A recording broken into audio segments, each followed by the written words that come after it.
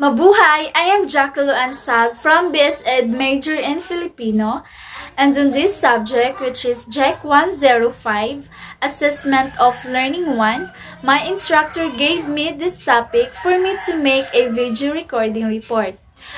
As a future teacher, it's important to know about this topic that I will going to present. So I will not take this so long. Let's start by knowing my topic. First, why do we need to define the test objectives or learning outcomes targeted for assessment? What are the objectives for testing?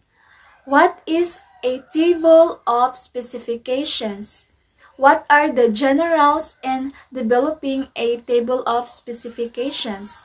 What are the different formats of a test table of specifications? So, first, let's start with the first one.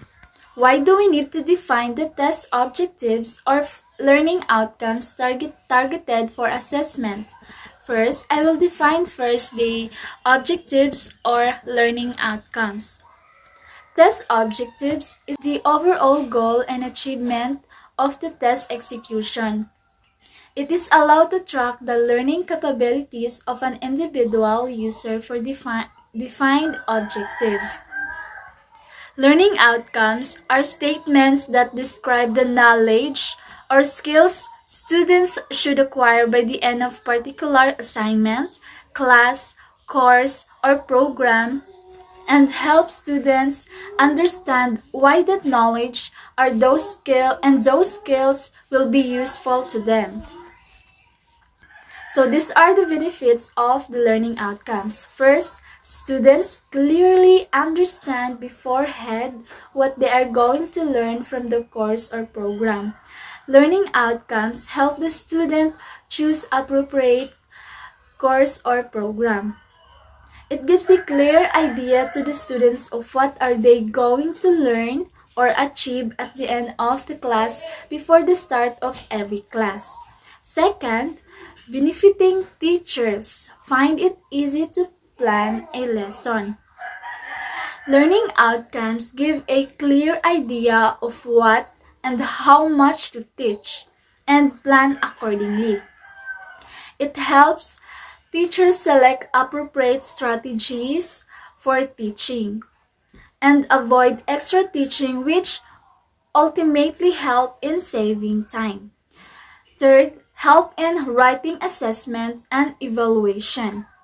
Learning outcomes make assessments mapping clear and easy. It plays a major role in allocation of marks while setting question papers. Fourth, help in advisors and advices. Learning outcomes help advisors or teachers to focus on the questions on what students should be learning and how they are going to teach that.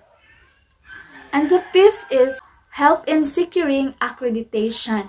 So, thus, we need to define the test objectives or learning outcomes targeted for assessment in order for us to know if the student's goal of learning are achieved and to know what the route that we should follow in the learning assessment.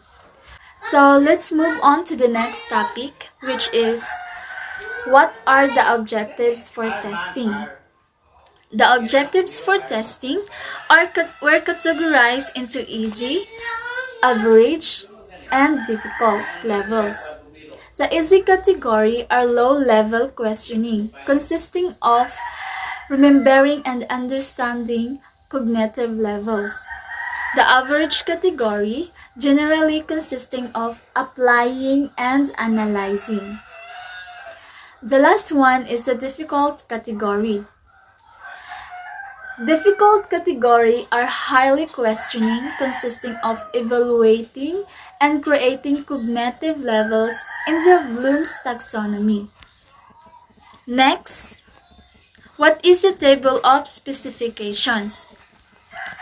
A table of specifications is a two-way chart which describes the topics to be covered by a test and the number of items or points which will be associated with each topic. A table of specification is a test blueprint commonly set up in two ways that spells out what will be tested and how it will be tested, and is therefore required of all test makers. It is a matrix where the rows consist of specific topic or competences, and the columns are objectives cast in terms of Bloom's taxonomy. A TUS helps to ensure that there is match between what is taught and what is tested. The components of TUS typically are designed based on the list of course objectives, the topics covered in class, the amount of time spent on those topics, textbook chapter topics, and the emphasis of space provided in the text. A table of specifications benefits students in two ways. First, it improves the validity of teacher-made tests. Second, it can improve student learning as well. Table of specifications also helps teachers align objectives, instruction, and assessment. Now let's talk about the purpose of TUS.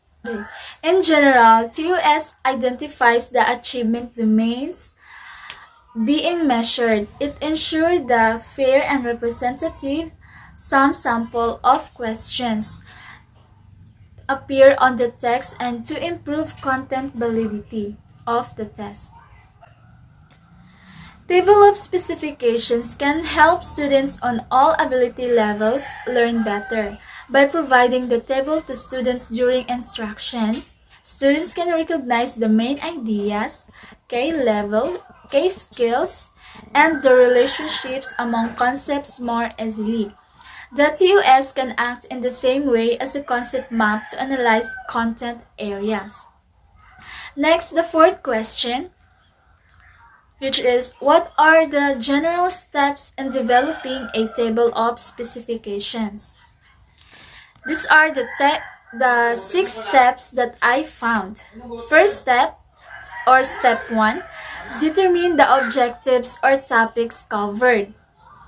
Step 2, determine the number of minutes or hours or days allotted for each topic or objective. Step 3, determine the total number of test items. This can be prerogative of the teacher or institutional. Step 4, determine the number of items for each objective per level of difficulty. Step 5, make sure the vertical and horizontal sum of items are correct. Just add all the items in the row and columns. Step 6, write the item test placement for each number of items. I have a video clip here for us to know clearly these 6 steps of developing a TUS.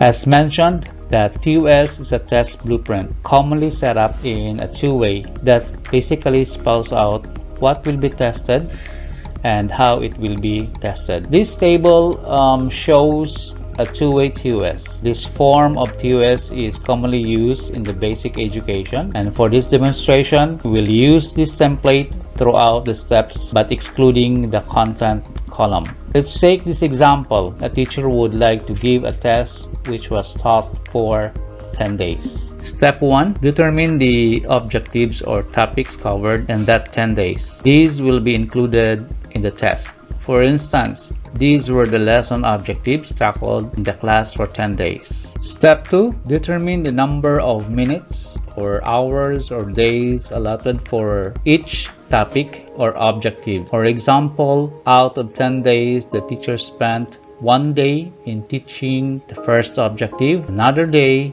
for the second objective, 2 days for the third objective, and so on.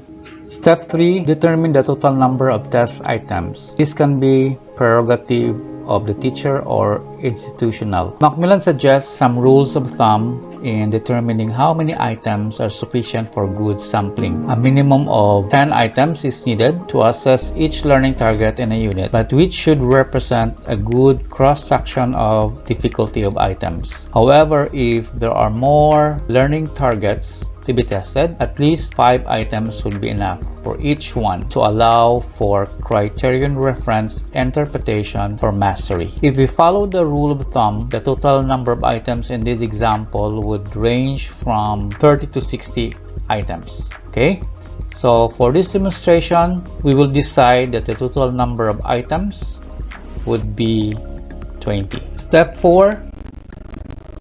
Determine the number of items for each objective per level of difficulty. To do this, just divide the total number of items to the total number of days that the teacher has spent teaching the objective. Then multiply it to the number of days spent for teaching each objective. And this gives you the number of items in each objective per level of difficulty. Step 5. Make sure the vertical and horizontal sum of items are correct. Just add all the items in the rows and columns. Step 6. Write the item test placement for each number of items. The test placement is the location of your test items in your test. For example, the allocated 2 items for Objective 1 is found in numbers 1 and 2 in the test paper. The item placement can be arranged in sequence or in random. The numbering can also be done horizontally or vertically. In this example, the test placement is arranged in sequence. In this step, you need to determine the type of assessment method to be used. This is where you will specify the test format that is appropriate to attain effectively the outcomes or skills to be tested.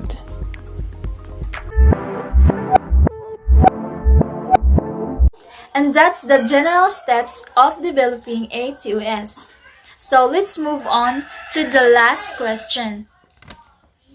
What are the different formats of a test table of specifications? The TOS takes a different forms depending on what a teacher wants to show. These are one-way TOS, two-way TOS, and expanded TOS. These tackle each form. One-way TOS only shows one element, such as objectives or skills in one topic area. The two-way TOS shows 2 elements, such as what refers to subject matter or skills, and how refers to types of test form. The what covers 2 aspects, the context area. Example, the subject matter being covered, and the target learning and outcomes, the how specific the test formats, such as the type of assessment question or task to be used under item distribution. Expanded TOS indicates specific items format. This to be used in framing the test question. So that's all, but before I bid goodbye or say goodbye or thank you, I will summarize first my answers about my topic. Summarize the first question. We need to define the test objectives or learning outcomes because it gives a clear idea to the students of what are they going to learn or achieve at the end of the class before the start of every class. It also helps the advisors or teachers to focus on the questions on what students should be learning and how they are going to teach.